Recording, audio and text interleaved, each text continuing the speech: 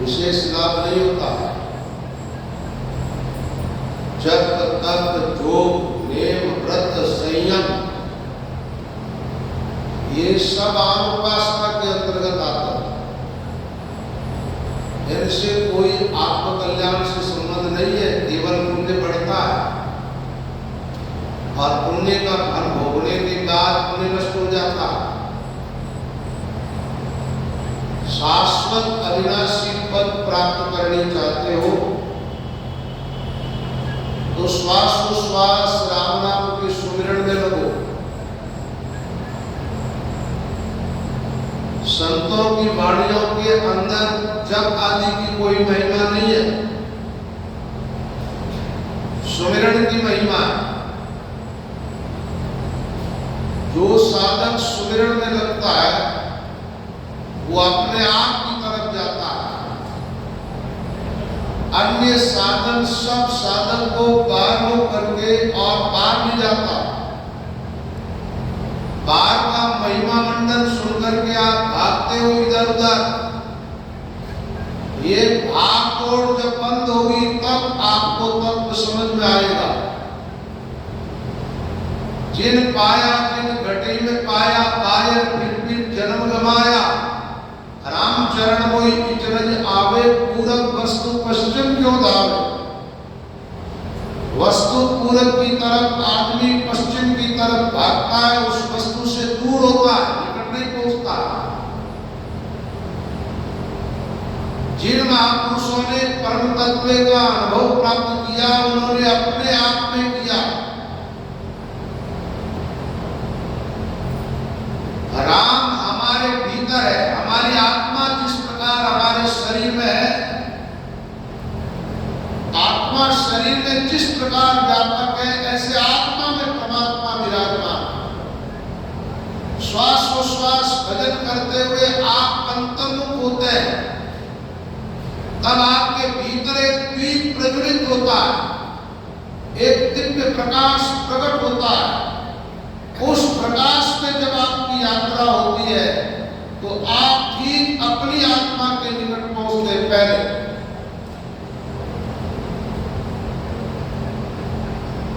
माया का क्षेत्र जहां तक है वहां अंधकार है और भीतर प्रकट होने वाला प्रकाश राम शब्द के अंदर होता है। किसमें?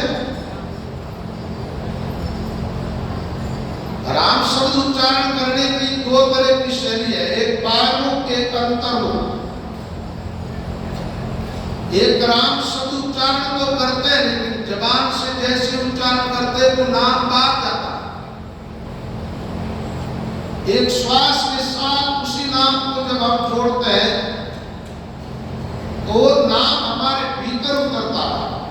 उस नाम के साथ हम अंतर्मुख होते हैं।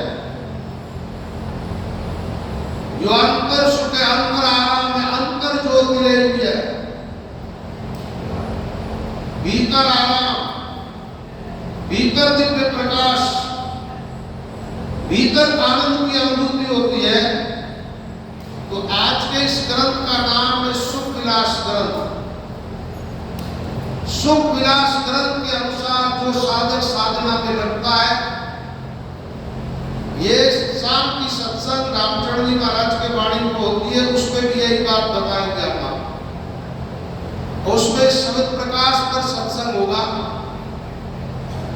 तो वहां वाणी जी में आया ही साधक कोई लाभ सी जाके होशी शब्द प्रकाश।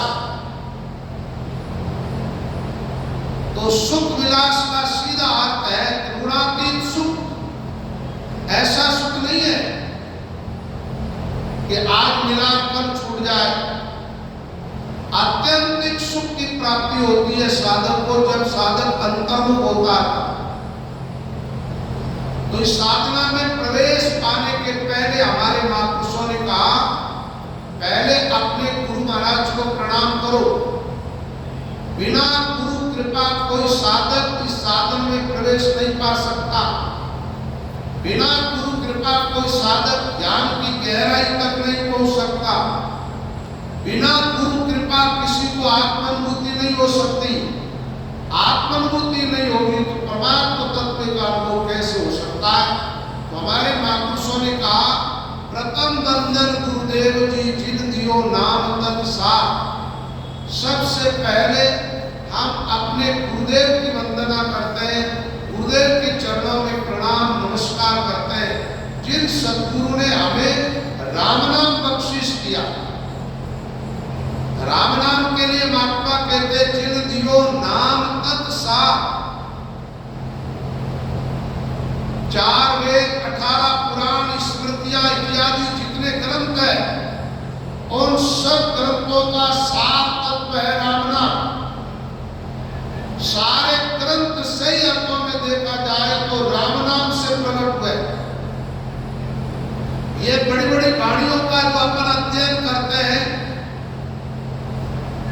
वाणियों का पाठ करते हैं, वाणियां अपने सामने अपन खोल करके रखते हैं, ये प्रकट कहां से हुई? जिन महापुरुषों ने राम नाम का सुमिरन किया, इस सुमिरन के ध्यान के अंदर अपार ज्ञान प्रकट हुआ। यही ज्ञान अपार खुले निज घर को कभी पावता है। महात्मा कहते इस ज्ञान के अंदर सीमा रहित ज्ञान प्रकट होता है। तो ये सारे ग्रंथ राम नाम के अंदर से प्रकट हुआ, इसलिए समस्त शास्त्रों का सार तत्व है राम नाम।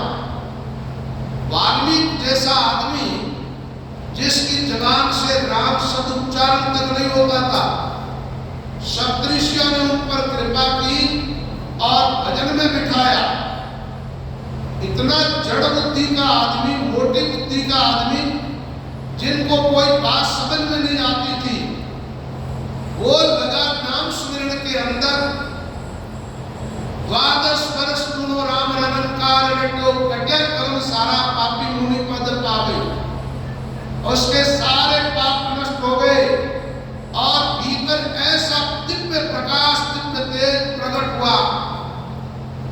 उनके ऐसे अंतर के नेत्र खुले। भगवान राम का अवतार होने के ठीक 10,000 वर्षों पहले वाल्मीकि ऋषि ने राम का पूरा चरित्र लिख दिया कि राम इस प्रकार प्रकट होंगे, प्रकट होने पर अमुक अमुक लीलाएं करेंगे। ऐसा दिव्य ज्ञान उसमें कहां से आया?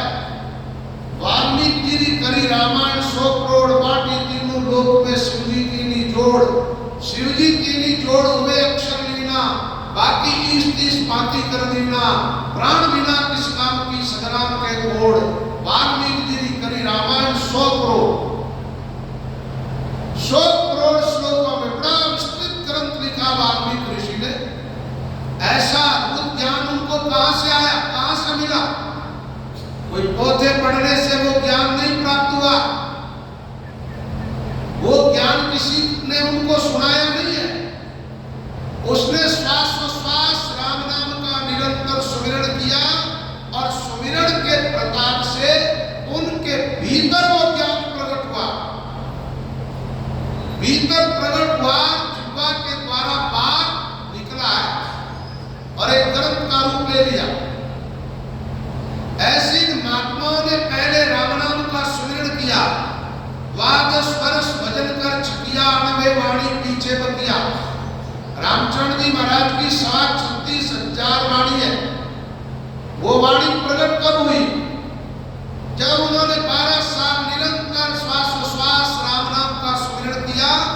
सुमिरन से वो ज्ञान उनके भीतर प्रकट हुआ और शब्दों के द्वारा बात प्रकट हुआ। बात जो आया वो एक ग्रंथ के रूप में। ऐसे सुखराम जी महाराज ने अपने गुरु के द्वारा मंत्र लेकर के श्वास राम नाम का सुमिरन किया। उस सुमिरन के प्रताप से इतना बड़ा एक अद्भुत ग्रंथ रच डाला। जो मनुष्य मोक्ष की चाह रखता है, इस वाणी की शरण में जो आ जाता है, उसके लिए मोक्ष का रास्ता उसको साफ साफ दिखने लगता है और उस रास्ते पर चलने वाले लोग अपनी मंजिल को प्राप्त हो जाते हैं। तो सबसे पहले अपने गुरु को प्रणाम की, क्योंकि ये मंत्र मिलता कहां से?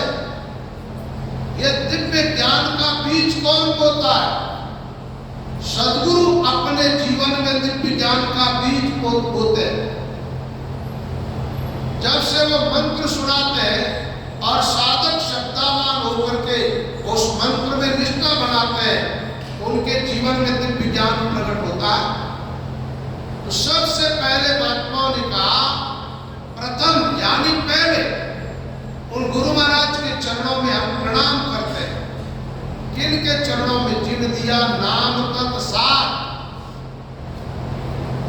ये सार तत्व जो है राम नाम, ये जिन्होंने बख्शिश किया उन गुरु को हम प्रणाम करते हैं। गुरु तो बहुत प्रकार के होते हैं, लेकिन नाम बख्शिश करने वालों को सद्गुरु कहा गया। सत्स्वरूप की जो साधना बताते, सत्स्वरूप का जो ज्ञान बताते, ये सतनाम जो बख्शिश करते हैं और अंतर्मुख साधना ठीक ठीक साधों को बताते हैं, वो हमारा सद्गुरु होता है। जिन दियो नाम तत्सार, ये नाम जो है ना, राम नाम दिखने में तो एक दो अक्षर का एक नाम दिखाई देता आपको, इसके अंदर अपार शक्तियां समाहित है। जैसे जैसे आप नाम सुमिरन करोगे और वो नाम की शक्तियां आपके जीवन में प्रकट होने लगेगी। आखिर जो शक्ति है परमात्मा की जो शक्तियां ईश्वर के पास जो है ना, वो सब नाम में होती है, नाम से प्रकट होती है महात्माओं के जीवन में। और अंतिम सारी शक्तियां प्रकट होने के बाद राम स्वयं राम नाम में प्रकट होते हैं। राम स्वयं राम नाम के अंदर ही प्रकट होते हैं। लेकिन पहले आपको एक काम करना पड़ेगा, श्वास बदल करके नाम को अपने घट में प्रकट करना हो। श्वास आप सुमिरन करते हो और जब सद्गुरु के द्वारा आपको ध्यान की युक्ति प्राप्त होती है, आप ठीक सही स्थान पर ध्यान केंद्रित करके नाम स्मरण करने लगते हो, तब वो नाम सबसे पहले कंठ स्थान पर प्रकट होता। नाम प्रकट होने के बाद नाम के अंदर से प्रेम प्रकट होना, प्रेम प्रकट होना, उसके अंदर से दिव्य प्रकाश प्रकट होना, उस प्रकाश में फिर आगे आंख खुलेगी, खुली आंख आपकी यात्रा होगी।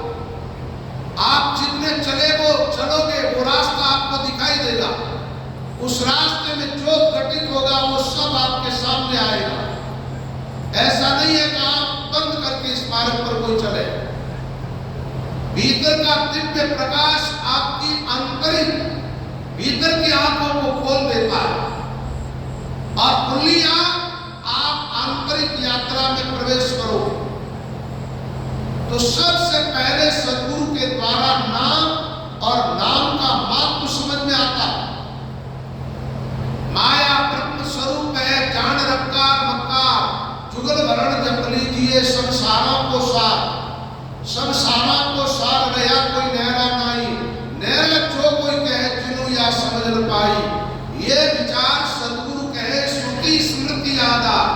माया ब्रह्म स्वरूप है, जान रखकार मक्कार। ये जो अक्षर है अकार अकार मकार, ये तीनों अक्षर बनकर के एक मंत्र होता। राग के साथ अ जुड़ा हुआ है। राम बोलते हैं तो अकार अपने आप ही उच्चारण होता। मकार माया का प्रतीक है। ये तीनों लोग 14 भवन और वितराग महाराज की वाणी में तो आता है, अनंत कोटि ब्रह्मांड अनंता, तुमरो बार पार नहीं अंता। अनंत ब्रह्मांड इस मकार शक्ति से प्रकट होते हैं। माया से सारे ब्रह्मांडों की रचना होती है, समस्त प्राणियों के शरीर बनते हैं। अब ये शरीरों के अंदर जीवनी शक्ति भी होना जरूरी है। राम जी का तो दूसरी शक्ति है परमात्मा की जीवात्मा रूप शक्ति। अकार जीवात्मा का प्रतीक है। जीव शक्ति जब इस माया शक्ति के साथ जुड़ जाती है तो माया जड़ है, उसको चेतन कर देती है। आपका शरीर जड़ है, आत्मरूपी शक्ति शरीर के साथ जुड़ी, जड़ शरीर आपको चेतन जैसा दिखाई दे रहा, और वो चैतन्य शक्ति आत्मा की जब शरीर से जुदा हुई, शरीर एकदम जड़, शरीर की असलियत उस टाइम आपके समझ में आ जाती। जड़ होता वो अकड़ता है। तो ईश्वर की पहली शक्ति माया शक्ति, फिर जीव रूपा शक्ति, और तीसरी है ब्रह्म रूपा शक्ति, जो रकार स्वयं ब्रह्म का प्रतीक है। रकार ब्रह्म और रकार की दो शक्तियां अकार और मकार, माया और जीव। ये रकार जो है, इसी के अंदर निरंजन निराकार राम प्रकट होता है हमारे भीतर, हमें साक्षात्कार होता उसका। साधक का एक ही काम है, अच्छे सद्गुरु की शरण में जाकर के उनके द्वारा नाम स्वीकार करे, ग्रहण करे, फिर उनकी बताई हुई साधना में तत्परता पूर्वक लग जाए, तो उनके जीवन में दिव्यताएं घटित होने लग जाए। ये नाम दिखने में छोटा सा दिखाई देता है, लेकिन नाम छोटा सा है नहीं, इसकी महिमा बड़ी विचित्र है। देखने में बट वृक्ष का बीज जो होता है वो कितना सा होता है, छोटा सा होता है ना, और उसके अंदर से जब पौधा निकलता है पहले छोटा सा होता है, लेकिन जब वो बीज अपना विराट रूप धारण करता है तब बहुत बड़ा बट वृक्ष उत्पन्न हो जाता है, और वो बीज फिर उन बट वृक्ष में आते हैं, उनसे पूरा जंगल तैयार हो सकता है। ऐसी मकार शक्ति से सारे ब्रह्मांडों की और समस्त शरीरों की, चाहे वो शरीर मनुष्य का हो, चाहे पशु पक्षी का हो, चाहे किसी देवता विशेष का शरीर भी क्यों ना हो, चाहे किसी राक्षस का शरीर हो, सब शरीरों की उत्पत्ति ईश्वर की माया शक्ति से होती है। माया शक्ति जो है वो 8 भाग वाली है। ये माया मकार से उत्पन्न है, तो मकार माया का प्रतीक है। सृष्टि लय होती है तो मकार में समाहित होती है, मकार आकार में आता, आकार रकार में आता, रकार निराकार ब्रह्म में लय होता, रहता केवल एक ही तत्व है। इसलिए महात्माओं ने कहा कर्म न रहता पुरुष सगाई, बहता पुरुष कामनी आवे काल कलेव कर जाए।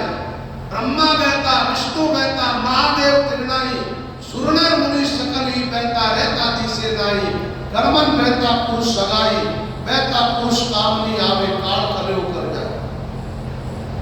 रामचरण जी सदगुरु देवा रहता दियो बताई, जीवन दास अब राम सुमरिए रहता मजाय समाए। रहता है राम रमती बजिए देह का बोझी, तेरी देह भी फिरना बिन से देखता परमा। जीव शब्द वाणी जी के अंदर एक शब्द है, राम नाम निज मूलता समझ सकल पसारा, इच्छा ओम आदि 3 14 विस्तारा। चत्र 20 33 करोड़ त्रिय शाखा माई, काकी करिए से पूजिए का पुनाई। रामचरण सारी सृष्टि एक शब्द विस्तार, जैसे पतवा वृक्ष में निकले जड़े अपार, रामचरण के बीज में वृक्ष तनो विस्तार, डाल पान फल फूल सब जड़ छिलका होगा। इस नाम की अनंत महिमा, सबसे पहले साधक को नाम का मार्ग समझना चाहिए। मार्ग समझ में नहीं आएगा तब तक आप तत्परता पूर्वक नाम की साधना नहीं करेंगे, और मार्ग समझ में आ जाएगा फिर आपका मन साधन किए बिगड़ रह नहीं सकता। अनंत महिमा है इस नाम की, अनंत महात्मा, अनंत पुण्य, अनंत कला प्रकाश, अनंत धर्म और ज्ञान गति, रिद्धि सिद्धि अनंत निवास, रिद्धि सिद्धि अनंत निवास, जोग जित तपस्या गणो, और अनंत करतूत नाम में सारी मानो। रामचरण ताते भजो, राम नाम विश्वास, अनंत महात्मा, अनंत पुण्य, अनंत कला प्रकाश। नाम का अनंत, जिसकी कोई सीमा नहीं, असीम महिमा, असीम महत्व है इसका। तो तो सज्जनों, बात ये नाम का महत्व हमें समझना। सबसे पहले ये नाम जितना दिखने में छोटा सा दिखता है वैसा नहीं, आपकी जबान पर आते आपके सारे पापों को नष्ट कर देता है। गहराई में जब आपके अंदर उतरता है नाम, तो आपके भीतर जो कर्म करने की वासना है उस वासना को ये नाम खत्म कर देता है और आपके भीतर प्रकट होता है, तो अंदर के अंधकार को मिटा देता है नाम। बात तो आपको सब कुछ दिखाई दे रहा, लेकिन आंख बंद करने के बावजूद भी आदमी को अंदर कुछ भी नहीं दिखता। नाम सुमिरन में लगोगे, दिव्य प्रकाश प्रकट होगा, आंख बंद करके एक नई आंख खुल जाएगी और आप उस आंख से देखते हुए अंदर उतरोगे, तो सबसे पहले आपको आपकी आत्मा का ही साक्षात्कार होगा। अभी तो आप जी तो रहे हो, लेकिन आपको ये पता नहीं है कि आपकी आत्मा क्या चीज। ज्यादातर लोग तो शरीर को ही मैं मान के बैठे। अरे भाई, थोड़ा बहुत भी आप में विवेक है तो आप इस बात को समझ सकते हो, आत्मा निकलने के बाद शरीरों को तो शमशान में ले जा करके आग लगाई जाती है, जला दिए जाते हैं। आज काल दिन 4 में जंगल होशी पास, ऊपर ऊपर हल गिरे ढोल चरेंगे घास। ये सब शरीरों की गति है, एक दो की बात नहीं है। आप जिस शरीर पर इतराते हो, आपके भी शरीर एक दिन राख होगा। आप अपनी आत्मा को पहचानो, और जिस दिन आत्मा की पहचान होगी उस दिन सच्चा संतोष होगा। आत्मा आपके अंदर है, बाहर नहीं खोज सकते आत्मा को आप, चाहे कितना ही प्रयास करो, कहीं भी जाओ। भीतर की वस्तु बाहर ढूंढने से कैसे मिलेगी भाई? एक बार क्या हुआ, एक कोई बहन थी जो सिलाई का काम करती। बहन तो क्या थी, बुढ़िया थी, तो माता जी कह देते हो। सिलाई का काम करती थी, स्वीप हो गई। अब घर में थोड़ा अंधेरा था, घर के बाहर आकर के बैठ गए और रेत के अंदर ढूंढ रहे। किसी एक आदमी ने पूछा, बोले माँ जी क्या ढूंढ रहे हो? और भाई मेरी स्वीप हो गई जो ढूंढ रही हो। वो आदमी आगे चला गया, वापस लौट के आया, तब तक वो वहीं बैठी बुढ़िया। अरे बोले माँ जी आपको दिखता नहीं है, मैं आपको ढूंढ के दे देता हूँ, आप बताओ आपकी स्वीप वही कहाँ थी? बोले मेरे घर के कमरे में खोई। तो फिर बाहर क्यों ढूंढ रहे? बोले वहां अंधेरा। वस्तु जहाँ हेरे नहीं पाए हेरण जाए, रामचरण क्यों पाइए गुणा अंतर था। जहां वस्तु है वहां हेरता नहीं आदमी। अरे भाई, तुम्हारे भीतर अंधकार है तो वहीं प्रकाश प्रकट करना होगा, वहीं दीप प्रज्वलित करना होगा, वहीं ज्योत जलानी होगी। आत्मा भीतर है, वो भीतर ही आत्म साक्षात्कार होगा, बाहर नहीं हो सकता। बाहर की भ्रमणा सबको मरवावे, और उस आत्मा में ही राम है। आत्म राम सकल घट व्यापक, जाकी सुधि नहीं पाई, दुनिया परम भूमि बोराई। मथुरा काशी जाय द्वारका 68 तीरथ नाई। सदगुरु बिना समझ नहीं कोई, फिर गोता पाए। कोई के हरिपुरम में, कोई के उत्तराखंड पावे, कोई के परमेश्वर पश्चिम, कोई दक्षिण देश बतावे। चारों दिशा विचरे हरि के, आप खोजा बिना आयु गमावे। रामचरण बिना गुरु ज्ञान नहीं, जीर्णो सो मार्ग आपनिया। अपने आप में नहीं खोजोगे तब तक आपका काम बढ़ेगा नहीं। इसलिए हमारे महात्माओं ने कहा है, सदगुरु की कृपा से नाम प्राप्त हुआ। ऐसे तो किसी को कह दो राम राम करो, लेकिन सदगुरु ने इस नाम का तत्व समझाया। कैसे समझाया? जैसे आप बैठे हो, एक कोई 3.5 हाथ का शरीर लेकर के बैठे हो, काले गोरे लंबे ठिगने मोटे पतले टेढ़े सीधे, ये आपका वास्तविक स्वरूप नहीं है। महात्मा मिलते हैं तो कहते हैं इनके भीतर जो आत्मा है वो अविनाशी है, वो शाश्वत तत्व है, वो निर्विकारी है, वो अचल है, अचेत्य, अदाय, अक्लेत्य, अशोष्य, नित्य, सर्वगत। आत्मा के लिए ऐसा कहा गया। तो आत्म तत्व का बोध कराना ही वास्तविक बोध है। ऐसे ही ये राम मंत्र जो है इस मंत्र के भीतर क्या समाया हुआ है वो समझाना ही नाम के तत्व को समझाना। नाम के भीतर क्या, ये पुराण इत्यादि ग्रंथ है ना, ये सब नाम में से निकले। इसलिए महात्मा ने कहा तत्व चार वेदनों को, अर्थ पुराणों को, स्मृति को सार, पूरी गीता जी को टिको है, शिव को श्रृंगार, सनकादिकन को विचार, हनुमान को आधार, ऐसो नाम राम जी को है। कैन सुखदेव नृप पूछत प्रश्न कर, और आठ बात बके सवेर सभी को है। नाम ले गणिका विवाद चढ़ पार भाई, ऐसो यो पुनीत नाम प्रभु जी को लिखो। इस नाम की महानता कहां तक बताए, इसकी महिमा का कोई बारा पार नहीं। ऐसा सात तत्व जो है वो सद्गुरु के द्वारा शिष्य को प्राप्त होता है। इसलिए शिष्य सबसे पहले अपने गुरु को प्रणाम करता है। प्रथम वंदन गुरुदेव जी, जिन दियो नाम तत्व सार, सार तत्व। ये तत्व चीज क्या है? आप बैठे हो, आपके शरीर के अंदर शरीर के जितने अंग, आंख, नाक, कान, हाथ, पैर, दिल, दिमाग, इसमें तत्व चीज क्या है? इसमें ये अंग कोई तत्व नहीं है, इनके भीतर जीवनी शक्ति है।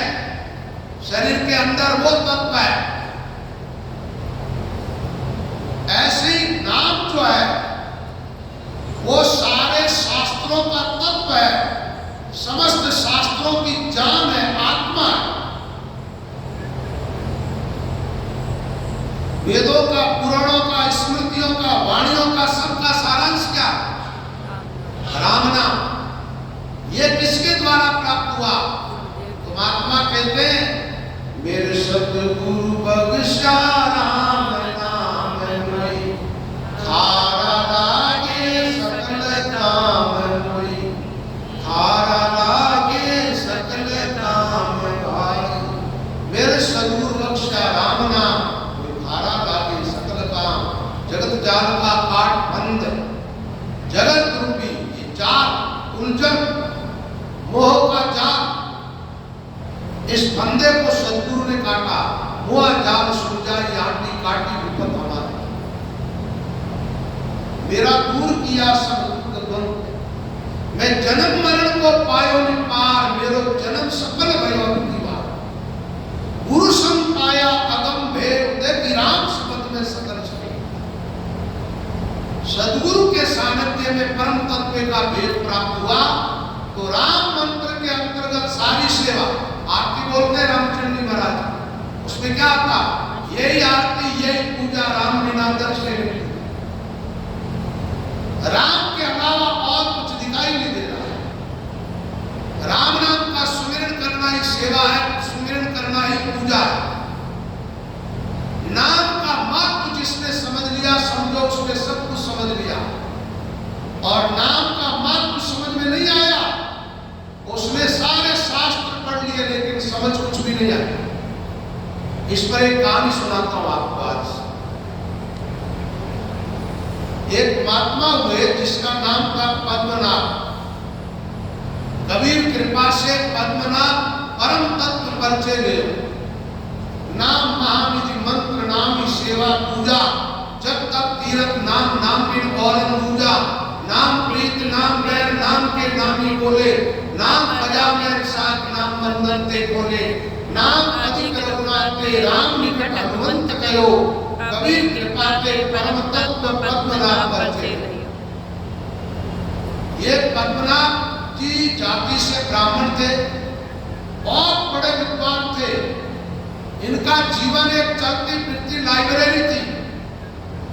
वेद, पुराण, उपनिषद सारे ग्रंथ इनको कंठस्थ थे।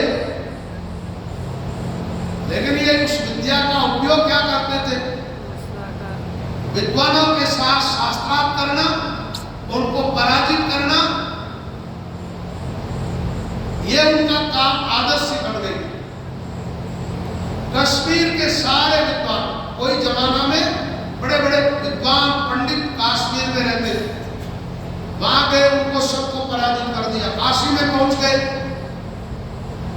अब काशी तो विद्वानों का गढ़ है, वहां जाकर के सबको चुनौती दी, या तो तुम मेरे साथ शास्त्रार्थ करो और न करते हो तो फिर मुझे लिख के दे दो कि काशी के पंडित साहब पराजित हो गए और पद्मनाभ विजयी हो।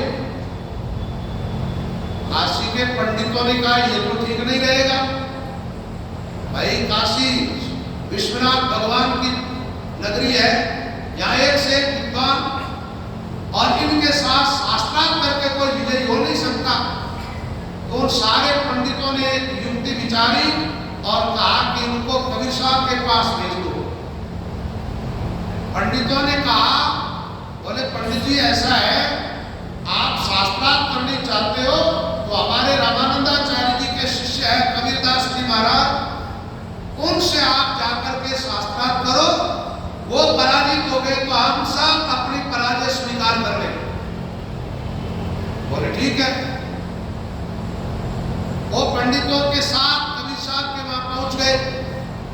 कहा महाराज हम आपसे शास्त्रार्थ करनी चाहते, शास्त्रार्थ करनी चाहते। कबीर साहब ने कहा पंडित जी आप शास्त्रार्थ करनी चाहते हैं, लेकिन मैंने कोई शास्त्र पढ़े ही नहीं। जब शास्त्र पढ़े ही नहीं है तो शास्त्रार्थ कहां से करेंगे? लेकिन आप अच्छे विद्वान हैं तो आपसे सत्संग की चर्चा करेंगे। आप फिर बैठे।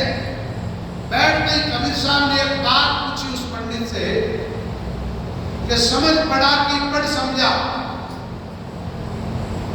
बोले पंडित जी एक बात बताओ, आपने शास्त्रों को पढ़ करके समझा या समझने के बाद आपने शास्त्रों को पढ़ा? पंडित के बात समझ में आई नहीं।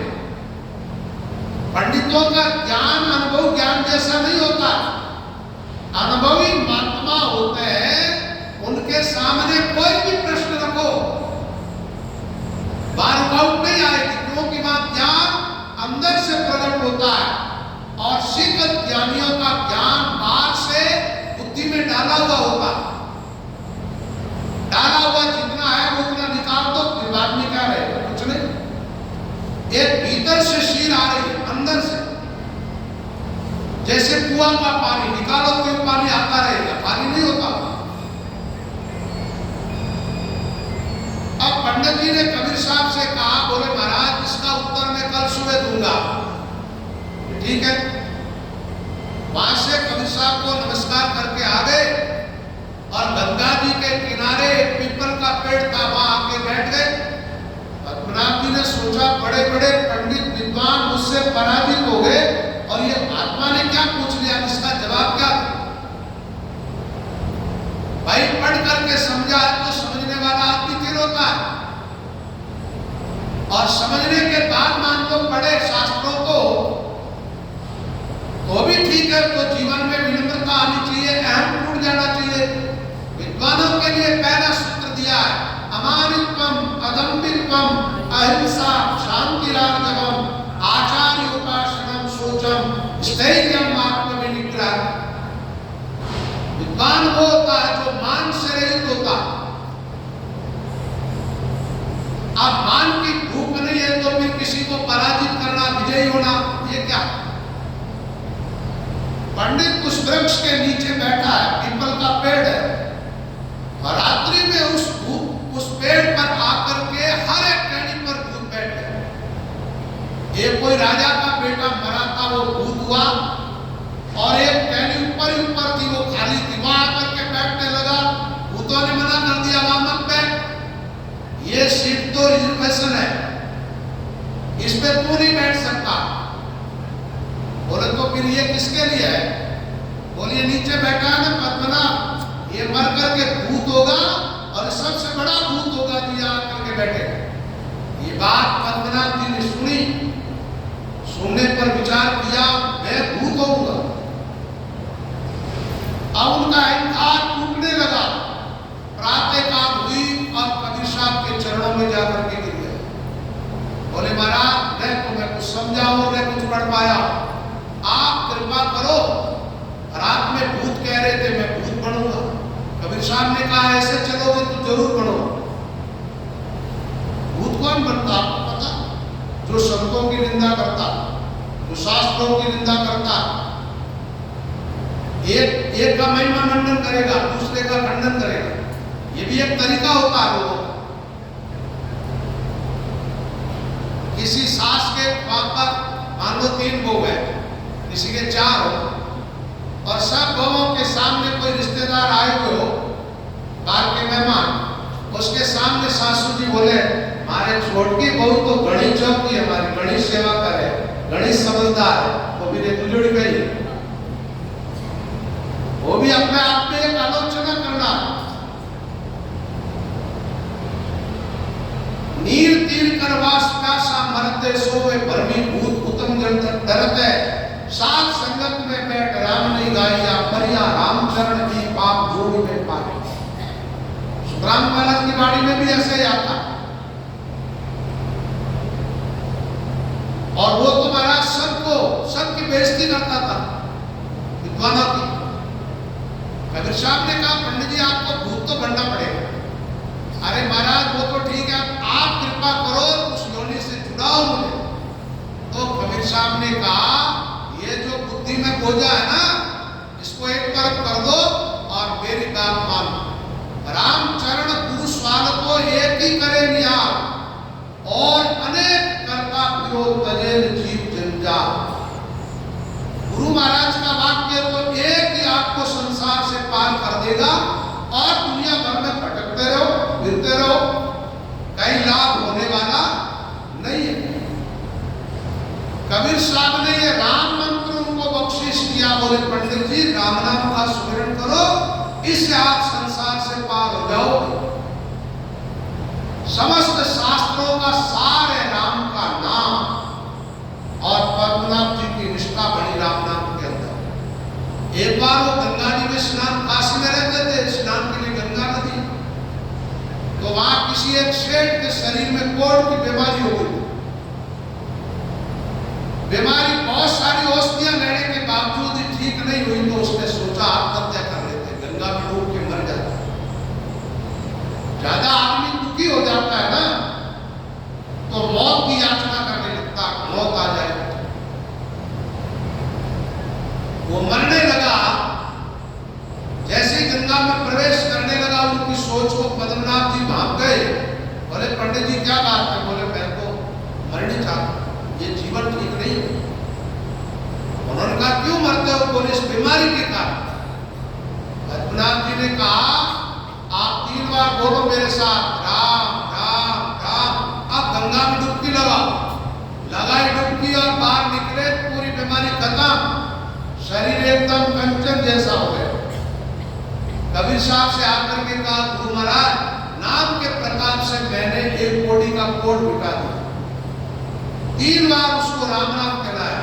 कबीर साहब ने कहा कि तब तूने नाम का महत्व नहीं समझा।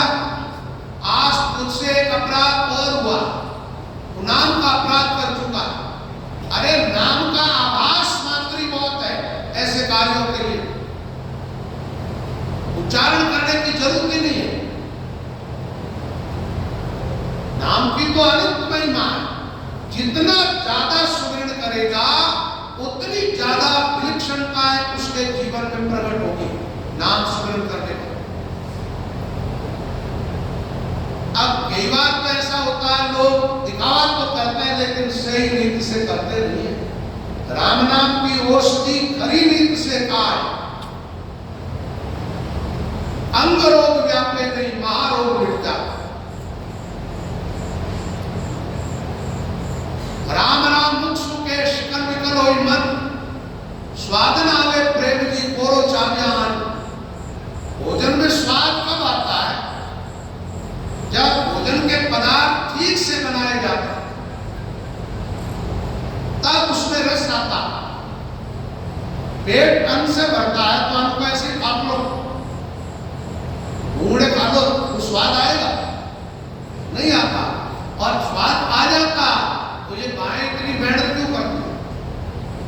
हमारा नए नए आइटम बना रस के। बोलो राम। अब ज्यादा महिमा नहीं तो बाएं में बच गया।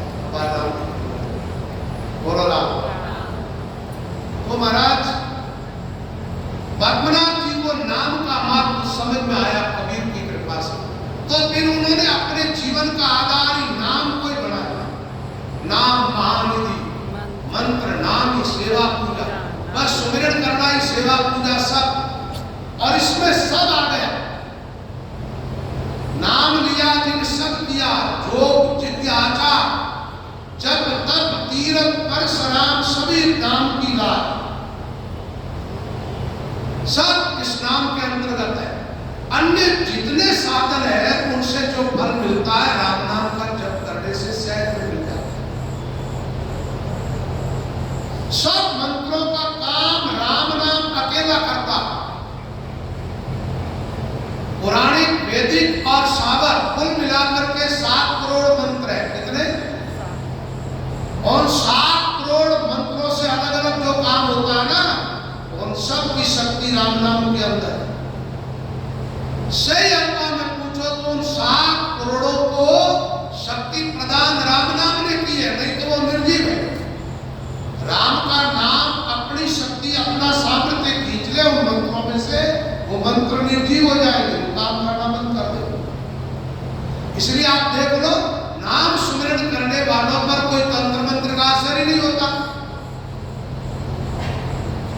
मारवाड़ में पाली है, पाली में मुरलीराम जी महाराज हुए जो रामचंद्र जी महाराज के चेले थे।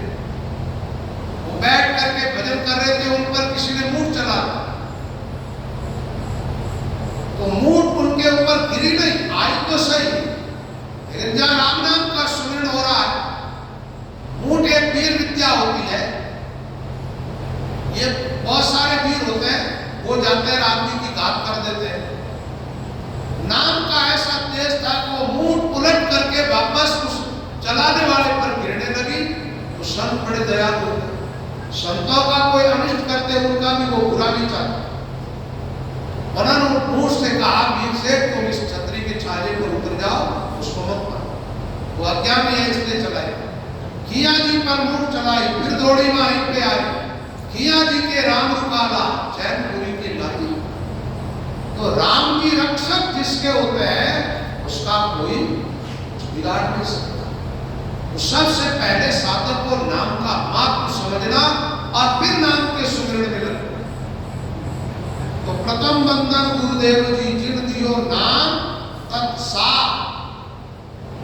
द्वितीय बंधन राम जी जिन बेटा परम पिता। पहले गुरु महाराज, गुरु के बिगड़ तो राम तत्व समझ में ही नहीं आता।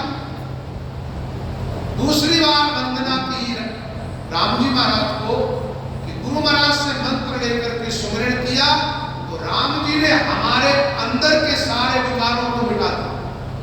इसको मिटाया। महात्माओं का जीवन एक सद्गुण संपन्न जीवन होता, उनके भीतर से आत्म कल्याण में बाधा डालने वाले विकार खत्म हो जाते सब। मोक्ष के मार्ग पर साधक चलते हैं और भीतर विकार पैदा होता। एक मन की भी समस्या लोग रखते हैं, महाराज भजन में बैठते हैं लेकिन विचार बहुत आते हैं। अभी यहाँ सत्संग ठीक से सुन लोगे, आपको मन को रोकने की युक्तियां मिल जाएगी और जिस तरीके से आपको साधना बताई जाएगी उसके अनुसार आप साधन करेंगे, कोई विचार आपके भीतर नहीं रहेगा। मन के सारे संकल्प बंद होंगे, लेकिन साधना युक्ति पूर्वक करनी पड़ेगी।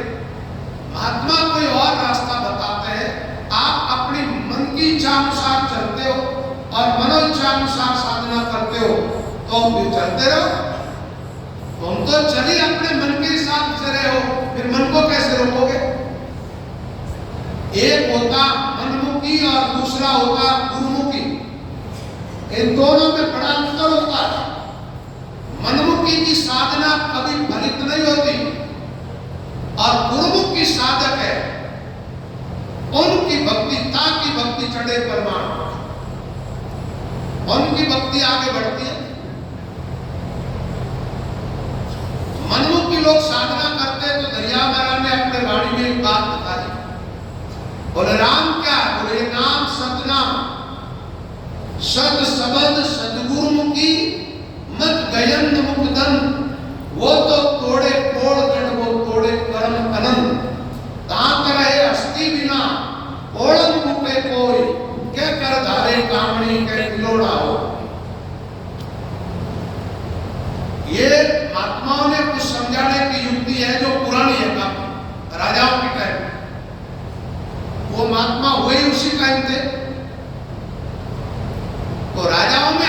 से झगड़ा होता रहता था। इसलिए जितने ठिकाने महादेव को आप नगर के चारों तरफ परकोटे होते थे, खाया होती थी, दरवाजे होते थे, तो जो चढ़ाई करके आता वो राजा क्या करता, हाथी को शराब पिला करके उस दरवाजे पर छोड़ता।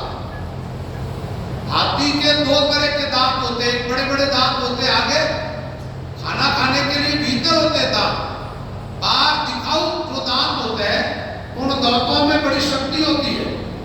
हाथी उन दांतों की चोट करता उस दरवाजे पर और दरवाजे को तोड़ देता, सेना भीतर प्रवेश कर जाती। अब हाथी की शक्ति दांतों के साथ जुड़ी हुई है तो कोड़गढ़ को हाथी गिरा देता। वही दांत जब हाथी के मुंह से अलग हो जाते हैं, फिर उन दांतों की चोट करके कोई कोड़गढ़ या दरवाजे को तोड़ सकता है क्या? तो महात्माओं ने कहा सत शब्द सदगुरु की, सत शब्द जो है गुरु के मुंह से निकलता है और शिष्य ग्रहण करता, उनसे लाभ होता। उनका मत कैसा है? सत शब्द सदगुरुमुखी मत गयंद मुक्तन। गयंद यानी हाथी, हाथी के मुंह के दांतों जैसा। वो तो तोड़े कोड़गढ़, वो तोड़े करम अनंत। हाथी के दांत कोड़ और गढ़ को गिरा देता और गुरु के मुंह से उच्चारण होने वाला नाम जो शिष्य ग्रहण करता, उनके अनंत जन्मों के पाप नष्ट हो जाते। लेकिन वही दांत रहे हस्ती बिना, कोड़म टूटे कोई, के कर धारे कामड़ी के खिलौना हो। वही दांत जब हाथी से अलग हो जाते हैं, ऐसे जो साधक गुरु से प्रेमक हो जाता है, मनमुखी हो जाता है, वो साधना भी करता है तो उसकी साधना फलित नहीं होती है। वो जो नाम जप कर रहा है, उन नाम जप के अंदर वो ताकत, वो सामर्थ्य, वो शक्ति नहीं रहती। जैसे हाथी से अलग हुए दांतों में शक्ति नहीं रहती। उन दांतों का या तो पहले बायों की चूड़ियां बनती थी,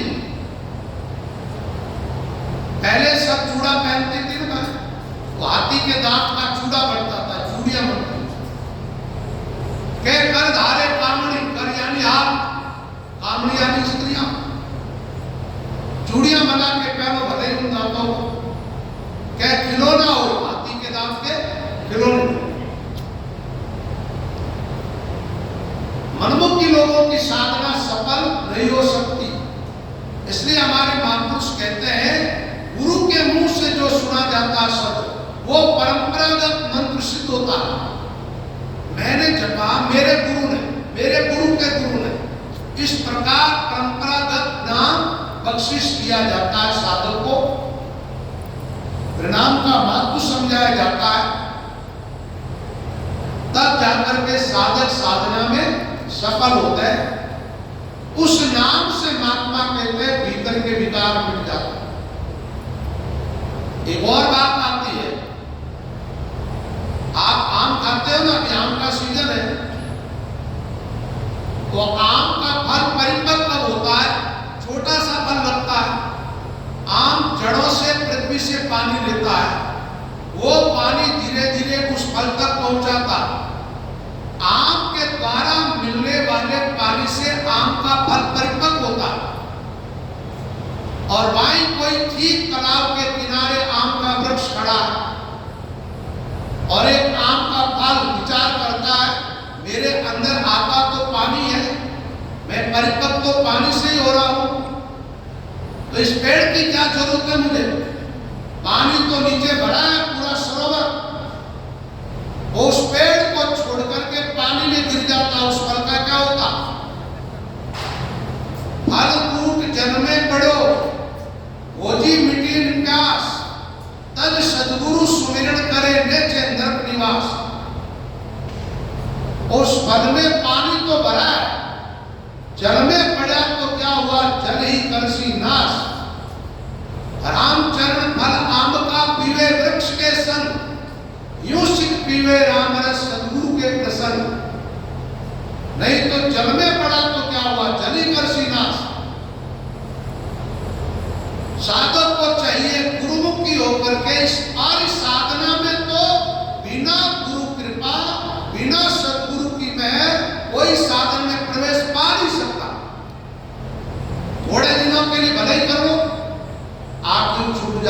कुछ भी अनुभूतियां नहीं रहे जो साधक गुरुमुखी नहीं है।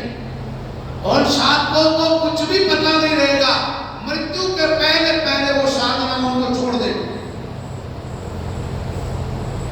इसलिए स्वामी रामचरण जी महाराज कहते रामचरण गुरु स्वाद को एक ही करे निहार और अनेक करता विरोध तजेन जीव जंजाल।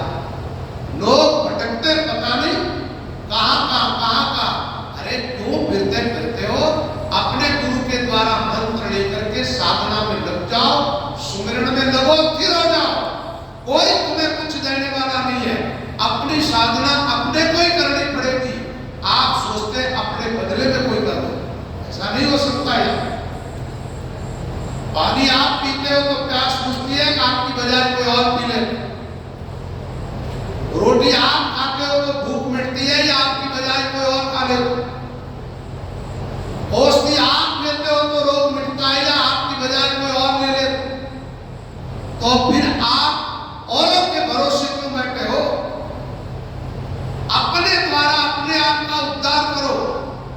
संतों की वाणियों की आज्ञा का पालन करो, गुरु की आज्ञा का पालन करो, गुरु के बताए हुए रास्ते पर चलो, सफल हो जाओ। तो दूसरी बार वंदन किया, द्वितीय वंदन राम जी जी बेटिया परम। अच्छा, दो चीज मिलती है नाम गढ़ में उतरता गुरु कृपा से। जब सदगुरु कृपा होती है और साधक नाम को स्वीकार कर लेता, सबसे पहले मिटिया भ्रम विकार। पहले भ्रम मिटेगा। भ्रम किसको कहते हैं? भ्रम की तो वाक्या की जाए ना मनाए। तो ये 4 दिन का सत्संग चाहे उसी पे करो। इतने भ्रम के अंदर जीव उलझे हुए हैं।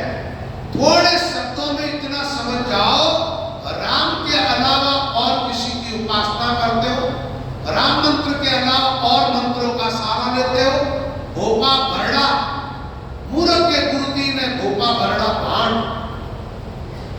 तो साधक को चाहिए भटके नहीं, फिर होने का प्रयास कर। महात्माओं ने कोई दूसरा उपाय नहीं किया, निरंतर श्वासोश्वास राम नाम का स्मरण किया और प्रेरणा यही दी है, निश्वास भज राम सदैव, नाम लिया निर्बल नर भजरे मन राम निरंजन को, जन्म मरण दुख भंजन। अरे अवतारों को भी जरूरत पड़ी तो नाम का सहारा लेना पड़ा।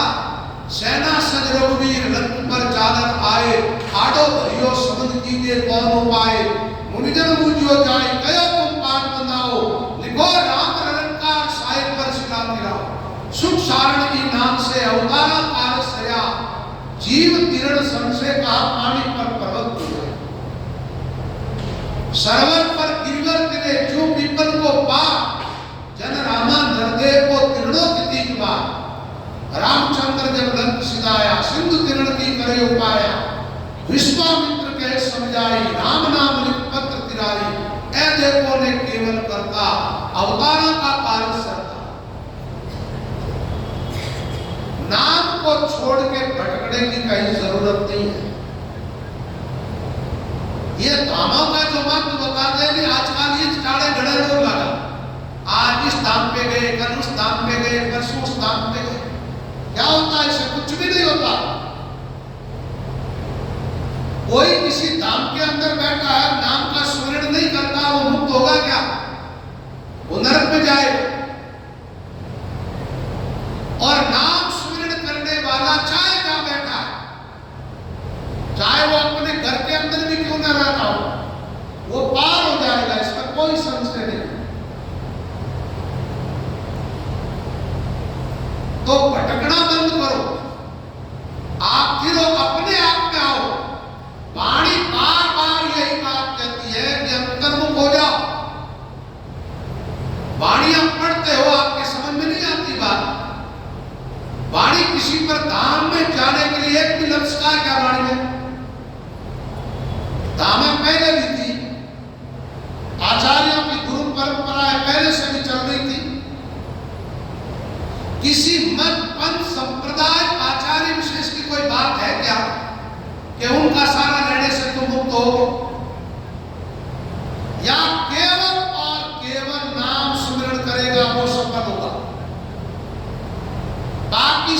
सबको पश्चाताप करना पड़ेगा।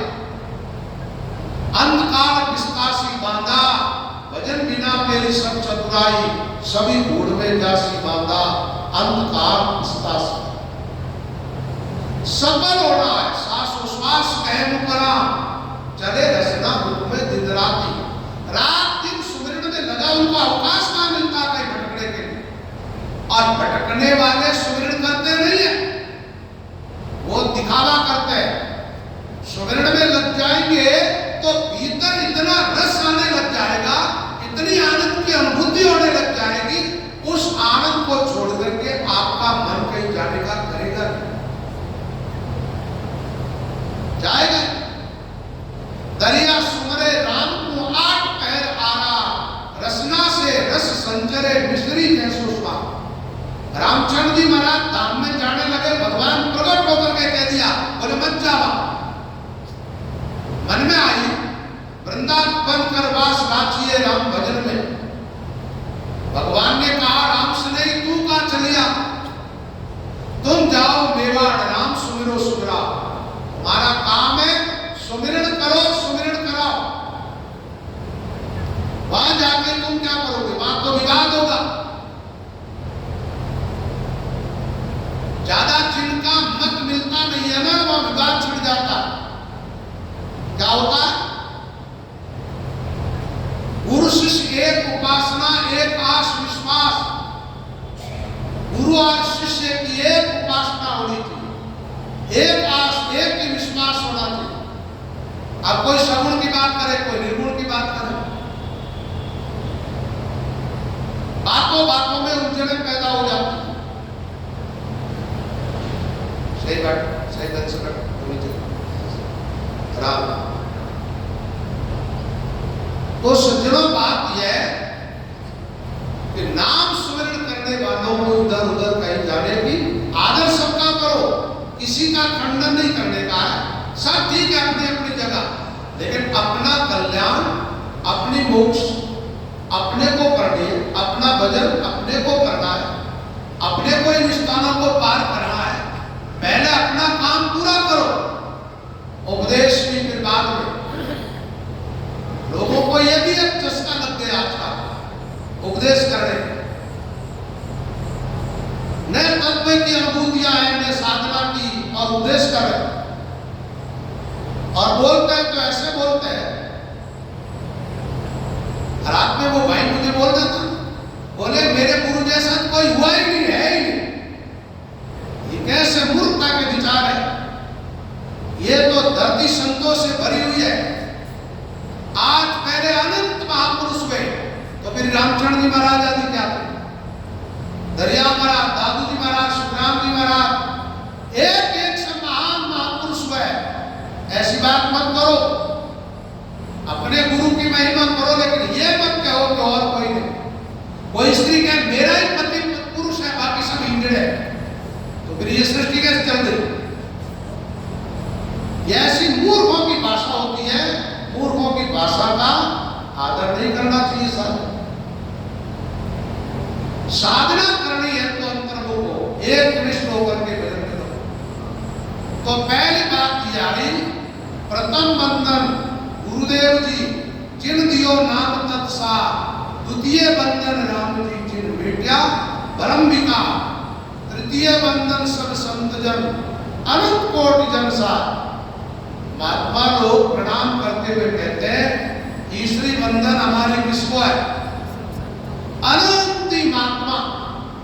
अब अनंत में तो भाई गिनती तो है ही नहीं, और गिनती करें तो कैसे करें, कर ही नहीं सकते अपन।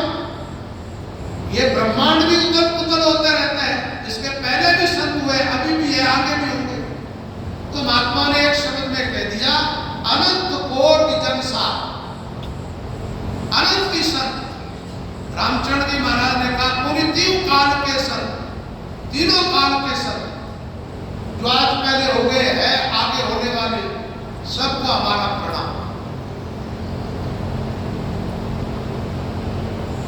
जाकी पदरज परस का सुंदर जापा, और महापुरुषों के चरणों की रज का स्पर्श हो जाए, जीव पार हो जाए।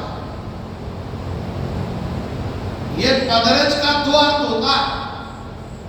एक तो संतों के चरणों की रज, भजन करने वालों की बात कह रहा हूं, वो बात पवित्र होती है और किसी के माथे पर उसका तिलक कर ले, उनका भाग्य बदल देती है। आप कहेंगे ऐसा कैसे हो सकता है? एक कहानी में सुनाया करता हूं, एक महात्मा के शरीर के दाग संस्कार हुआ, वहां से धुआं निकला, धुएं के स्पर्श से 10,000 प्रेत मुक्त हो गए। वो कैसे हो? तो वर्तमान में पता है, रामचंद्र महाराज की वाणी में भी वो चरण रज का बड़ा महत्व बताया। तो महात्माओं के चरणों की रज का स्पर्श करने से हंस यानी जीवात्मा संसार से पार हो जाता है।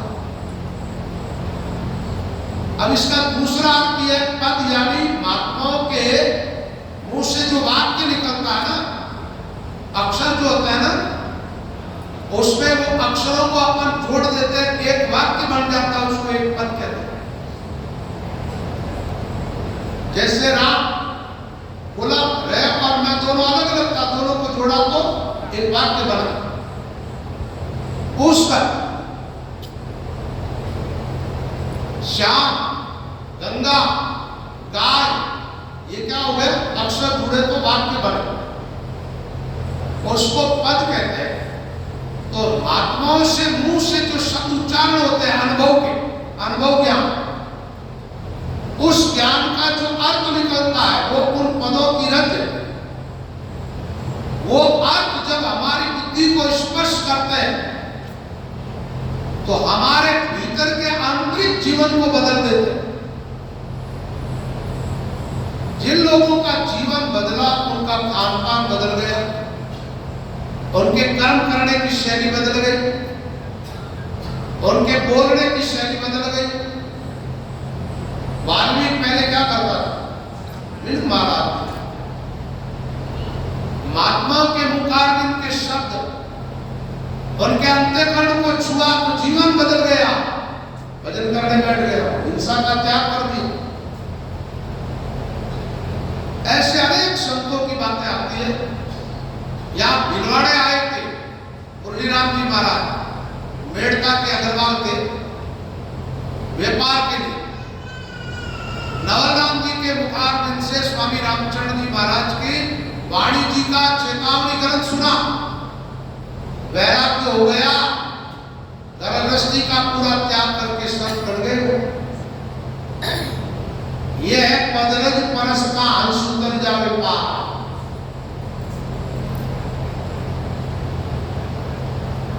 तो महापुरुष कहते हैं, जहां की पदरज परस का हंस उतर जाए पार, अनंत कोटि दासन के दासा वर्णु भक्ति जो अब सुख निराशा।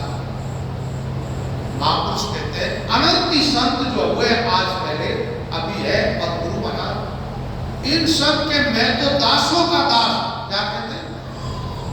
अनंत कोटि दासन के दासा, और सब महात्माओं को प्रणाम करके, और मुझे जो भजन करते करते अनुभव हुआ है, अनुभूतियां हुई है, जो भीतर एक अलौकिकता प्रकट हुई है, उस अलौकिकता को मैं शब्दों के द्वारा प्रकट करने चाहता हूं। अनंत कोट दासन के दासा वर्णु भक्ति योग। अच्छा, ये साधन जो भजन साधन अपन करते हैं ना, ये 3 योग मुख्य रूप से बताए गए, कर्म योग, ज्ञान योग, भक्ति योग। तो ये भक्ति योग के अंतर्गत आता है। भगवान को पुकारना, भगवान का नाम लेना, भगवान से प्रेम करना, भगवान के लिए प्रिय होना, भगवान के लिए रोना, ये भक्ति योग के अंतर्गत आती है सब बातें। नवदा भक्ति में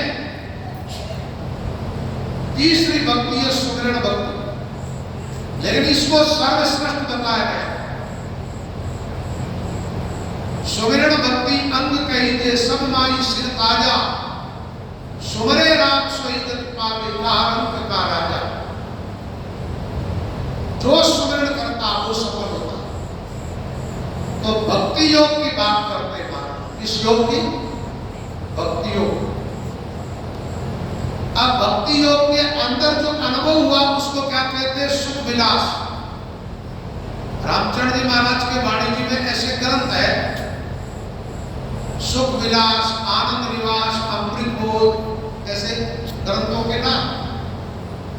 तो सुखराम जी महाराज कहते हैं सुख विलास ग्रंथ, इसके अंदर वो बातें बताई गई है जिसे साधक अपने आप में उतर जाए, अंदर भीतर ज्ञान की गहराई में चला जाता है। तो सबसे पहले वही बात आई, महाराज कहते शब्द सुनिया सदगुरु के बहना और देखा सकल आपके निर्णय। पहले तो गुरु महाराज के मुंह से शब्द सुना। अच्छा, दीक्षा लेते हो तो मंत्र किसके मुंह से सुनते हो? गुरु के मुंह से। अब आजकल के ज्यादातर गुरु क्या करते हैं? राम नाम तारक मंत्र सुना के कंठी बांध देते, आगे की बात नहीं करते, या उनका उपदेश पूरा हो जाता है। उपदेश पूरा या नहीं होता। गुरु का उपदेश जब पूरा होता है जब जो आत्मा ने दीक्षा ली है उसको परम तत्व का, परम सत्य का, राम जी का साक्षात्कार हो जाए। और ये साधना पूरी करके साधना की सर्वोच्च स्थिति पर साधन पहुंचा, तब समझो गुरु का उपदेश पूरा हुआ। आजकल लोग क्या कहते हैं? कोई गुरु चाहे जैसा भी बना हुआ मुगरा पड़ा खत्म हो गया। ऐसे गुरुओं से कल्याण नहीं होता। ऐसे गुरुओं के लिए महात्माओं ने मना किया, और भूल में कर लो तो उसका त्याग करके साचा सदगुरु से लिए तजिए कूड़ा मत। रामचरण साचा मिलिया दर से गान तजता कानन कीजिए झूठा गुरु को संग। सदगुरु बिना सुखराम के पड़े भक्ति में भंग।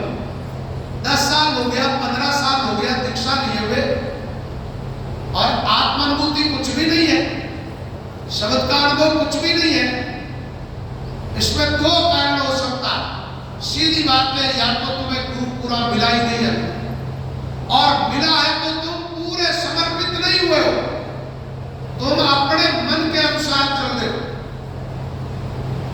जब पूर्ण समर्पण के भाव तुम में जगेगा और सामने गुरु पूरा होगा, आपको राम से मिलने से कोई नहीं रोक सकता। इसी जीवन में राम जी से मिलना होगा, इसी जीवन में साधना का पूरा अनुभव होगा।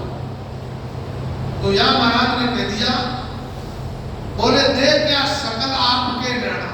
गुरु महाराज ने समझाया, मंत्र दिया, मंत्र का महत्व समझाया, उसके बाद साधना बताई, और गुरु ने जैसा कहा वैसा ही किया, एक कदम भी इधर उधर नहीं। कबीर साहब कहते गुरु की आज्ञा आवही गुरु की आज्ञा जाए, के कबीर वे प्राणियां आवक गवण मिटा। गुरु आज्ञा में जो चलते हैं, और एक बात है आज्ञा उल्लंघन करके चलते हैं, गुरु का कुछ नहीं बिगड़ता। बिगड़ता किसका? पार बुलंद पानी गयो भयो वरुणा बीच का घटियो दरिया को आपन भयो गलीच। अरे भाई, पानी दरिया के अंदर रहता है तब तक एकदम स्वच्छ पवित्र है, और वही पानी दरिया की पार के ऊपर से निकल जाए, गंदी गलियों में आ जाए, नालियों में बहने लगे, उस पानी का कोई आदर करता? वो पानी गंदा हो जाता है, लोग उस पानी को छूना भी पसंद नहीं करते। ऐसे जो गुरु आज्ञा उल्लंघन करके साधक चलते हैं, मनमुखी होकर के मन मर्जी से, उन्हीं को साधना में सफलता नहीं मिल रही।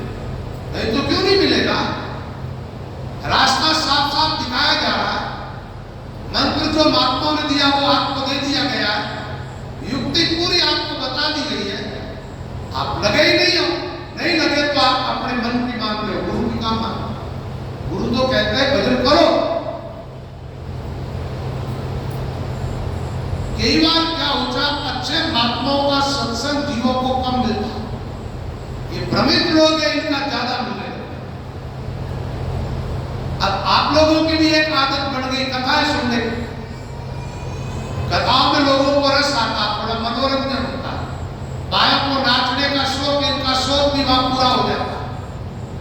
वहां और तो सब हो जाएगा लेकिन मोक्ष मोक्ष का मार्ग नहीं है।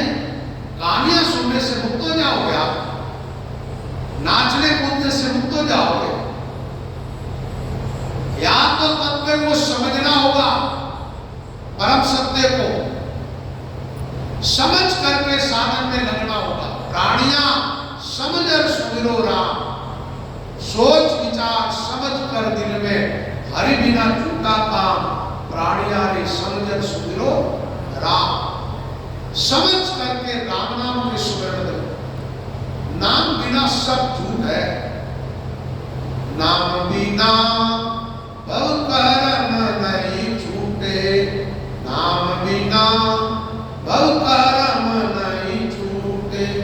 साथ संगत और राम भजन बिना काल निरंतर लूटे। नाम बिना भव कर्म नहीं छूटे। मन से दीजो मन को धोवे, सो मन कैसे छूटे। प्रेम का पानी नाम का सावन, दो मिलता ता टूटे। कपड़े गंदे गंदे पानी से धोने बैठ गए, साफ हो गए क्या? नहीं। ईश्वर के प्रति प्रेम जगाओ अपने आप। संत जगावे प्रेम को, राम शब्द को ध्यान। रामचरण संता बिना कोई सके प्रेम जगा। संत राम जी के प्रति प्रेम जगाते जीवों में। इसलिए जो मोक्ष के मार्ग पर चलते हैं उन महात्माओं का सत्संग करो। मार्ग पूजे मूर्ति को तो मुक्त जड़ाने पूज, पेट पालना पुरुष को पूजा पड़े सूझ। जो अपने पेट के लिए भाग रहे उनको आप मोक्ष का मार्ग पूछते हो, क्या बताए? अंधे के पास जाकर के कहते हो मुझे रास्ता दिखाओ, क्या दिखाएगा? उसके खुद के भी आप नहीं। रामचरण जी महाराज के वाणी का एक शब्द है बड़ा मार्मिक। सेवाशील मनाए पड़ो रावत मुंह आगे, माता प्रसन्न हो पूरी दो सेवक मांगे। हंसकर बोली माए पूरी का मूर्ख फेरे, वो सेवा पलिए कदो बात उगरते। जहाँ देवत के जो भी वो सेवक सो फल ले, जो रामचरण बंदो गुरु मुक्ति कहां से मुक्ति बंदा हुआ, मुक्त कैसे? दृष्टांत दे के बताए। कोई राहु था करता, उसने शीतला माता की सेवा 12 साल तक पूजा की। शीतला माता प्रकट हो, प्रकट होकर के पूछा भाई तेरी इच्छा जो मांग ले। बोले मां मुझे तो एक सवारी के लिए बढ़िया घोड़ा दे, जिस पर सवार होकर मैं निकलूं और मेरे शत्रुओं से युद्ध करूं, जिससे वो पराजित हो जाए, मैं विजयी हो जाऊं। उसने जैसे ही शीतला माता से कहा मुझे घोड़ा दो, माता हंसने लगी। उसने कहा हंसती क्यों? बोले मेरी तरफ देख, तो देख ही रहा हूं। बोले देख रहा हो तो ठीक है, लेकिन मेरे सवारी किसकी है? बोले आप तो गधे पर बैठी है। तो जब मैं स्वयं गधे पर बैठी हूं तो तुझे घोड़ा ना सकूंगी? आज के गुरुओं के पास तुम जाते हो, पूछते हो महाराज रामचरण जी महाराज ने शब्द प्रकाश में जो साधना बताई, श्वासोश्वास भजन करने की, जिसमें हृदय स्थान, कंठ स्थान, नाभि, मेरुदंड, विगर मंडल आदि की बातें हैं, आप हमें वो साधना बताई। बोले भजन करते रहो, ये अपना काम नहीं है, ये उन महापुरुषों का काम। ये ऐसा उत्तर क्यों मिलता? आप समझते हो इस बात को? वो खुद नहीं जानते हैं, केवल एक तो शब्द उच्चारण कर देंगे, लेकिन प्रैक्टिकल किया नहीं है और करवा भी नहीं सकते।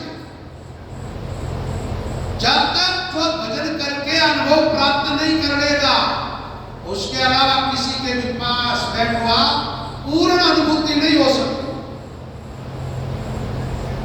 इसलिए महापुरुष कहते हैं सुख विलास ग्रंथ, जिसको मैं आप लोगों को सुनाने जा रहा हूं, शब्द सुना सदगुरु के प्रेरणा और दे क्या सकल आपके नैना। दे की कहीं सुनी नहीं मान, बहुत मार्मिक बात है। महापुरुष कहते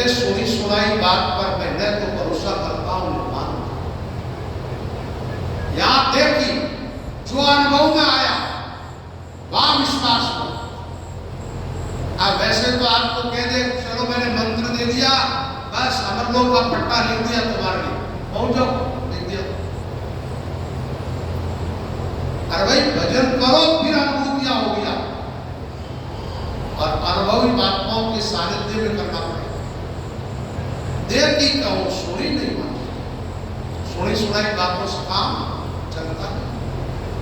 सतगुरु शब्द सकल गण जानो। सुखराम जी महाराज कहते हैं मुझ पर गुरु कृपा हो गई, गुरु की कृपा से गुरु ने जो शब्द दिया, जो मंत्र दिया राम नाम, इसके प्रताप से घट में जो घटित हुआ वो सब मैं जान रहा हूं, देख रहा हूं, अनुभव कर रहा हूं, और वही अनुभव की बात मैं आपको बता रहा हूं। आप पहले मिश्री खा के देखो कैसी होती है, मीठी होती है, फिर कहो और से मीठी होती है, फिर दूसरों को खिलाओ। उतने कभी खाई नहीं। अब इस आंतरिक साधना में एक स्थान पर भी नहीं गया कोई ज्ञान की गहराई में, उनको हम बातें बताएंगे तो वो कहेंगे ये क्या बातें बता रहे हैं, समझ नहीं गया लोगों को। अरे साधना करनी दूर की बात है, लोग तो समझ नहीं गया। गहराई की मार्मिक बात बताओ तो समझ में आती नहीं, कहानियां सुनाओ, इसका मतलब बच्चों वाली बुद्धि है आपकी। कहानियों से बच्चे राजी होते हैं, खुश होते हैं, और आप भी वही कहानियां सुन करके राजी हो जाते हैं। कहानियों से काम नहीं चलता। किसी महात्मा की कहानी है कितनी बढ़िया क्यों ना हो, वो उन महापुरुष के जीवन में घटित हुआ, वो घटना आप में घटित होगी जब आपको पूरा लाभ मिलेगा। देखी कहूं सुनी नहीं मानू, सदगुरु शब्दा सब घट जानो। पहले शब्द श्रवणा आवे तब तो मन में हर्ष बदा। सबसे पहले साधक सदगुरु के सानिध्य में बैठ करके नाम की महिमा सुनता तब वो हर्षित होता, नाम का महत्व उसके ठीक ठीक समझ में आता। जो जो नाम की महिमा समझ में आएगी, नाम स्मरण करने वालों का दिल एकदम हर्षित होगा, वो प्रफुल्लित होने लग जाए। पहली शब्द श्रवण कहां से सुना? अभी आपने नाम की महिमा सुनी तो किस इंद्रिय से सुनी? आंख से। जब तो मन में हर्ष बदा, हर्ष यानी हर्ष, हर्षित हो, उठत बैठत श्वासो श्वासा राम रटो, रसना राम रटो निश्वासा। महात्मा कहते उठत बैठत, श्वास की गति कैसे चलती है? आप श्वास को बाहर ही छोड़ते रहते हो, अंदर भी लेते हो, तो अंदर ही लेते रहते हो, बाहर भी छोड़ते हो। अंदर भी आती है श्वास और बाहर भी, और श्वास की प्रक्रिया किससे चलती है? श्वास किस इंद्रिय से लेते हो? नासिका से। नाक से श्वास लेने वालों की उम्र लंबी होती है, और मुंह से श्वास लेने वालों की उम्र कम हो जाती है। श्वास लेने के लिए नासिका इंद्रिय। तो महात्मा कहते उठते और बैठते श्वास भीतर जा रहा है। आपको अनुभव होता है या नहीं होता है? हर एक आदमी की श्वास फेफड़ों को छूती हुई वो वायु नाभि कमल तक जाती है और वहां से वापस लौटती है। तो अधिकांश लोगों को तो कई बार श्वास लेना भी ठीक से नहीं आता, तो श्वासों में विषमता होती है। छोड़ने वाला श्वास ज्यादा छोड़ेंगे, भीतर खींचने वाला कम लेंगे।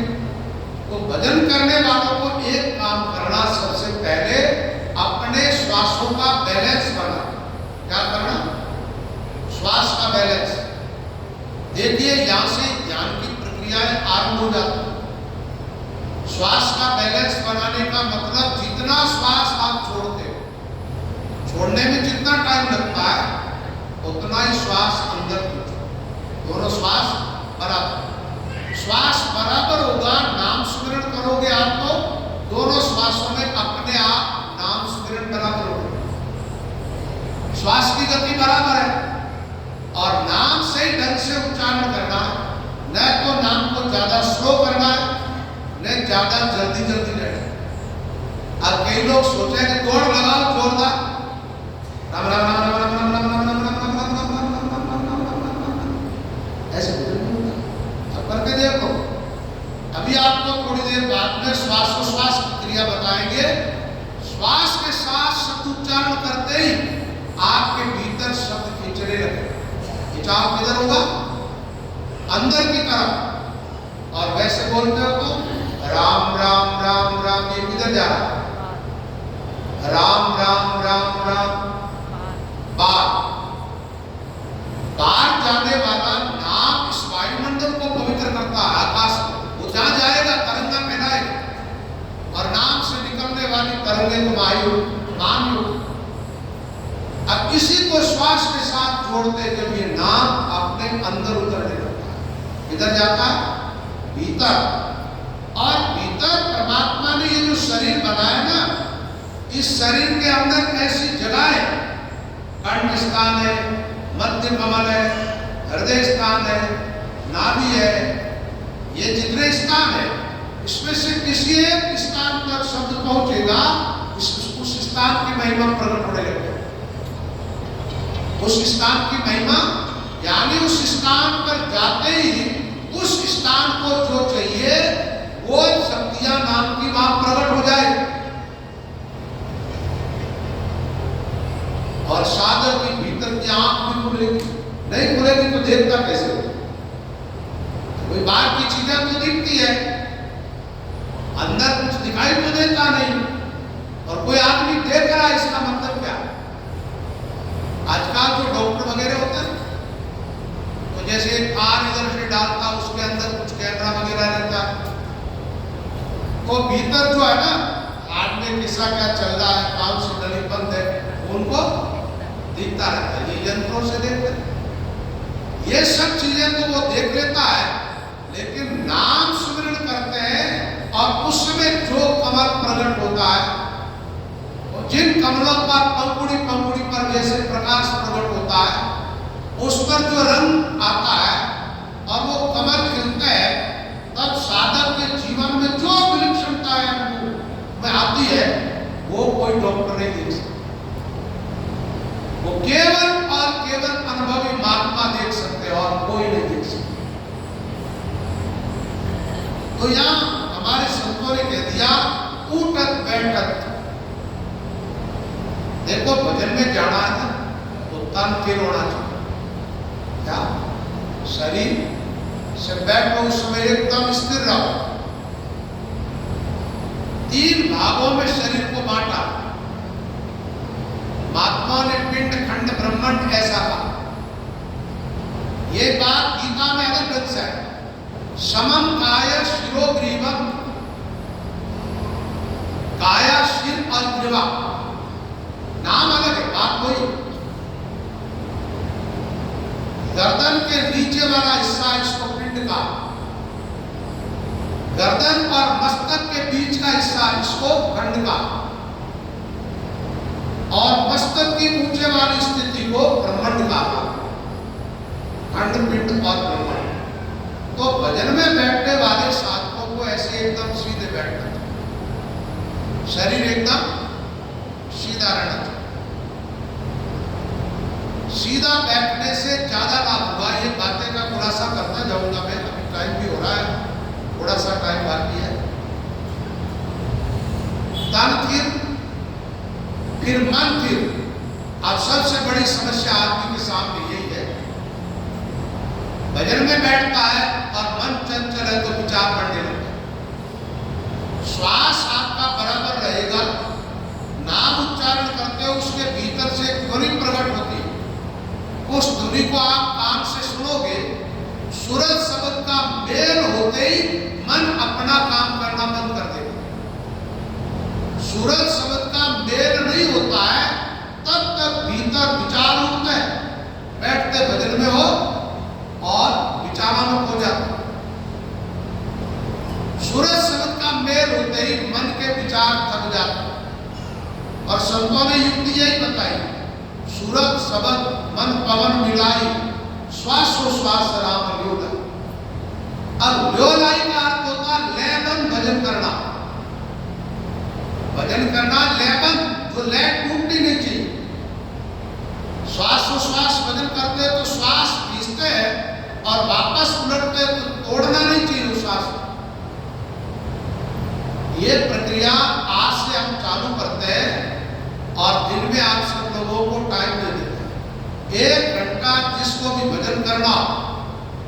लेकिन आपको छूट ये नहीं मिलेगी कि जो हम टाइम दे रहे हैं उसके बाद कोई 10 मिनट बाद आए, कोई 5 मिनट बाद में आए और फिर पूछे कि हमें बताओ। तो जो भजन में बैठे हैं उनके लिए बातें पढ़ोगे आप। जिनको भजन करने की रुचि है वो सही टाइम पर भजन करने के लिए आए। 4 बजे का टाइम देते हैं हम आपको, 4 से 5 बजे। 4 से 5 बजे के बीच में आकर के आपको भजन करना, जिसको भी करना है। और सीखना चाहो मैं आपको करके दिखाऊंगा, बताऊंगा कि इस ढंग से शब्द उच्चारण करना है, श्वास दोनों इस प्रकार बराबर रखना है, लयबंद भजन कैसे करना है, ध्यान इस प्रकार पहले स्थान पे लगाना है। ये सारी प्रक्रियाएं 1-5-7 मिनट में हम आपको बता करके फिर भजन में बिठाएंगे। सामने बैठकर घंटे भर स्थिरता पूर्वक आप भजन करोगे तो फिर आपको धीरे धीरे थोड़ा मेरी बातों पर भरोसा होने लगता है। टाइम क्या बताया आपको? 4 से 5। आना कितनी बजे है? 5 मिनट बाद में भी नहीं आना, सीधी बात। फिर मैं आपको बीच में कुछ कहता हूँ, आप लोगों का जीवन थोड़ा अहम प्रदान है, आपके अहम पर थोड़ी ठेस लगती है, आप किलमिलाने लग जाते हो, महाराज हमें टोकते क्यों है? तो आना है भजन के लिए तो सही टाइम पे आ जाना, नहीं तो अपने घर ही है। आपकी रुचि नहीं है तो मत आना, ठीक है? अब ये भजन का रखना कहाँ, यही रख लेते हैं, यहाँ ठीक रहेगा। अब यहाँ मैं आशीष जी के घर पे रहता हूँ, बाहर जाऊँ तो यहाँ रखो, ठीक है? यहाँ जाए 4 से 5 बजे तक श्वासोश्वास आपको भजन कर लेंगे। ये आज सीखोगे, कल सुनोगे तो आप परेशान लगते। आज सीख जाओगे, कई लोग को कई बार सिखाए हुआ, और जिनको मैंने 10-5 बार बता दिया वो मुझे भजन न दिखा। उसका कारण उनकी करने की नीति नहीं है, तत्परता पूर्वक वो करते तो आज पहले ही सफल हो जाए। भाई एक आदमी को 10 बार कोई चीज बता दो, समझदार हो, ना समझ तो हो नहीं, बच्चे तो हो नहीं, समझ में आ जानी चाहिए बात। और आप आपके काम की चीजें तो सीख लेते हो मोबाइल देख करके बना, छोके में क्या बनाना, क्या नहीं बनाना, कैसे बनाना, कैसी लगन से सीखते हो। तो इतनी बार बताने के बाद भी आप नहीं सीख पाए, इसका मतलब लापरवाह हो और मोक्ष चाहते नहीं चाहते हो। फिर टाइम पे फिर सत्संग सुना करूंगा, इससे संस्कार बढ़ेंगे, भजन में रुचि बढ़ेगी। भजन जिसको करना है वो तो ये ठान के आए हमें तो इसी जीवन में सफल होना, और किसी महात्माओं ने मोक्ष प्राप्त की है या आंतरिक साधना में सफल हुए तो उसमें हम ही हैं, हम जरूर होंगे। ऐसा दृढ़ निश्चय के साथ आओ तो याद, पहले आपके मन में ऐसा संशय होगा ये तो महात्माओं का रास्ता, आप थोड़ा ही कर सकते हैं, क्योंकि आपको बहुत पढ़ाया हुआ, बहुत सारे साधुओं ने ऐसा कहा कि चाहे जैसे करते रहो। ये कहने वाले तो बहुत कम आते हैं कि आप अपने आप में प्रवेश पाओ। दृढ़ निश्चय के साथ लगो साधना, अवसर मिला है, ऐसा मौका बार बार मिलेगा नहीं, और साधन कठिन नहीं है, एकदम सरल है, एकदम सरल है, कुछ भी कठिन नहीं है। सही तरीके से आप लग जाओगे तो सफल हो जाओगे। तो सज्जनों बात यह है, यहाँ आया है उठत बैठत श्वासोश्वासा, रसना राम रटो विश्वासा, निरत नैन ठहरावत नासा, सूरत पकड़ बोलत है सासा। इन साथियों की व्याख्या में कल की सत्संग में सुबह को, और आज शाम के टाइम की सत्संग ऐसी चले। शाम का रामचंद्र जी महाराज की वाणी पर सत्संग करते हैं, तो वहां रामचरण जी महाराज की वाणी जी का सब प्रकाश करत ले, जिससे क्या एक साधना का क्रम टूटे नहीं। दोनों ग्रंथों में एक ही जैसी बातें बताई, थोड़ा बहुत अंतर होगा वो तो स्वाभाविक है, वो एक महात्मा बोलता वही बात दूसरा बोलता तो शैली में थोड़ा फर्क तो आता ही। अब सत्संग को विश्राम देंगे, थोड़ी देर के लिए आप सब लोग सावधान हो। मैं सावधान की कहूँ ना तब भीतर जग जाओ, चेतन हो जाओ और फिर सीधे बैठ करके श्वास श्वास राम नाम की सुमिरन करो। सावधान नहीं रहोगे तो विचारों में हो जाओ, अपने विचारों से सावधान रहना और भीतर जो नाम चलता उसकी धुनी को सुनो। राम